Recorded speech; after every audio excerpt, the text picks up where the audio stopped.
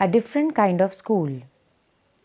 कथाकार ने miss beam के स्कूल के बारे में बहुत कुछ सुना था, लेकिन उसे पिछले ही सप्ताह इसे देखने का मौका मिला। जब कथाकार स्कूल पहुंचे तो सबसे पहले उन्हें एक लड़की दिखाई दी। उसकी आंखें एक पट्टी से ढकी हुई थी और एक 4 साल छोटा लड़का फूलों की क्यारियों के बीच उसका मार्गदर्शन कर रहा था। वह रुक गई, मानो वह उस लड़के से पूछ रही हो कि कौन आया है। ऐसा लगता था कि उस लड़के ने आगंतुक के बारे में विस्तार से बताया हो। फिर वे दोनों वहां से चले गए। कथाकार फिर मिस बीम के ऑफिस जा पहुंचे। उन्होंने देखा कि मिस बीम मध्यम आयु वर्ग की, अधिकार से भरी महिला थी। वह दोस्ताना और समझदार भी थी। उनके बाल सफ़ेद हो रहे थे, वह हृष्ट-पुष्ट थी और उनका रूप ऐसा था जो कि एक बच्चे को सहज महसूस करा पाए। मिस बीम अपने आसान शिक्षण तरीकों के लिए जानी जाती थी। कथाकार ने उनसे शिक्षण के लिए उपयोग की जाने वाली उनकी सरल विधियों के बारे में सवाल किया। मिस बीम ने बताया कि उनके स्कूल में वे सरल वर्तनी, जोड़ना, घटाना, गुणा करना और लेखन कौशल सिखाते थे। बाकी की सीख उन्हें कहानी पढ़कर और दिलचस्प बातचीत करके दी जाती थी। इस दौरान बच्चों को चुपचाप बैठना था। इसके अलावा वास्तव में वहाँ कोई अन्य सबक नहीं थे। इसके अलावा उन्होंने कहा कि इस स्कूल का वास्तविक उद्देश्य छात्रों को विचारशीलता सिखाना था, उन्हें समझदारी से दूसरों के प्रति दयालु और चिंतित बनाना और उन्हें उनके कर्तव्यों के प्रति जागृत करना था। फिर उन्होंने कथाकार को खिड़की से बाहर देखने के लिए कहा। कथाकार ने खिड़की से बाहर सुंदर बगीचा व मैदान देखा। मिस बीम ने पूछा कि आप क्या देख पा रहे हैं? कथाकार ने बताया कि वह क्या देख पा रहे थे। सुंदर मैदान और कई हंसमुख बच्चे। वह कुछ बच्चों को देखकर दुखी थे जो स्वस्थ और सक्रिय नहीं थे।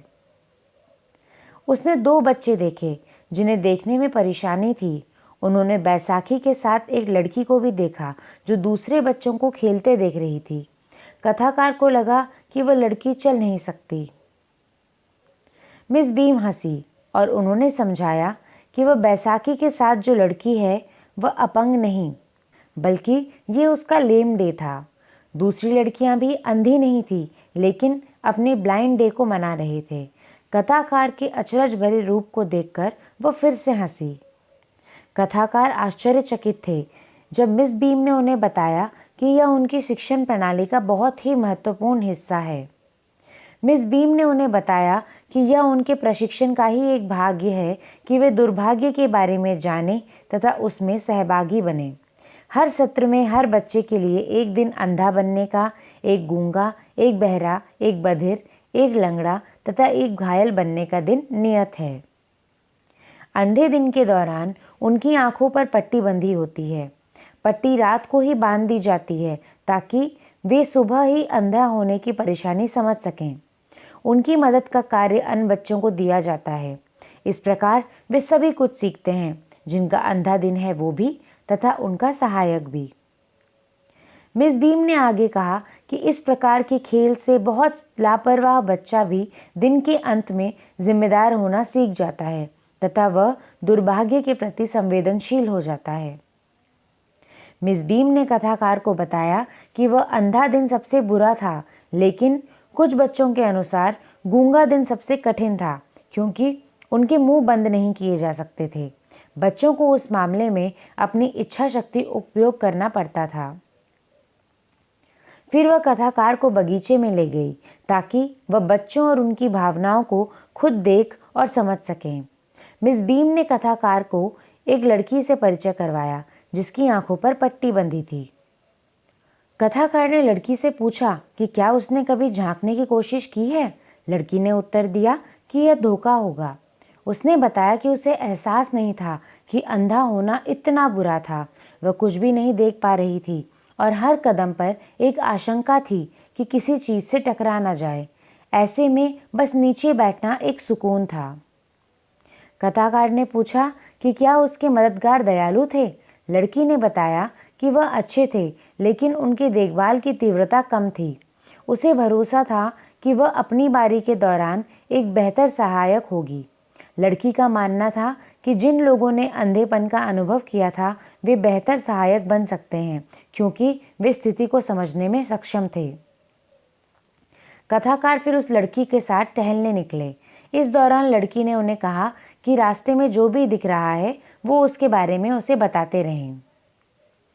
लड़की ने बताया कि वह दिन खत्म होते ही खुशी से भर जाएगी।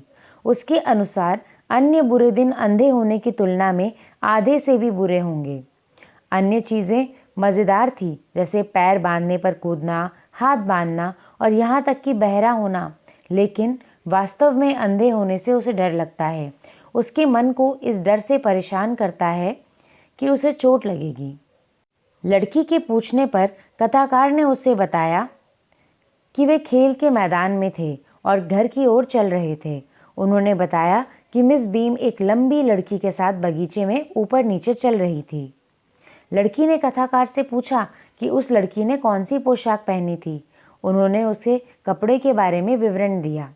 उसने उसके बालों के रंग के बारे में पूछताछ की और उसके बालों के हल्के रंग को जानते हुए उसने उसे मिली हेड गर्ल होने का अनुमान लगाया। इसके बाद कथाकार ने उसे बताया कि वह एक बूढ़ा आदमी गुलाब बांध रहा था। लड़की ने बताया कि वह पीटर 100 साल का माली था। फिर कथाकार ने कहा कि बैसाखी पर घुंघराले लाल बालों वाली एक लड़की ने पार किया। लड़की ने बताया कि वह अनीता थी। कथाकार ने महसूस किया कि वह विकलांगता के मुद्दों के प्रति अब अधिक विचारशील और संवेदनशील हो गया है और वह उस जगह को नहीं छोड़ना चाहता था, लेकिन उसे जाना पड़ रहा था। उसने यह भी पाया कि वस्तुओं और व्यक्तियों के बारे में बताना कितना आनंददायक होता है। ऐसा करके वे चीज़ें उसको अधिक आकर्षक लगने लगी थी। कथाकार फिर मिस बीम से जाने की अनुमति लेने गए और कहा कि उन्हें बहुत खेद है। मिस बीम ने तब गर्व से कहा कि उनके स्कूल की प्रणाली इतनी खास और अनोखी है कि सभी आगंतुक जाते समय ऐसा ही महसूस करते हैं। तो यह पाठ हमें सिखाता है कि कैसे सरल चीज़ें करने से सीखने की प्रक्रिया को और आसान व मज़ेदार बनाया जा सकता है। करके सीखना सबसे अच्छा तरीका है अलग अलग चीज़ों को सीखने का।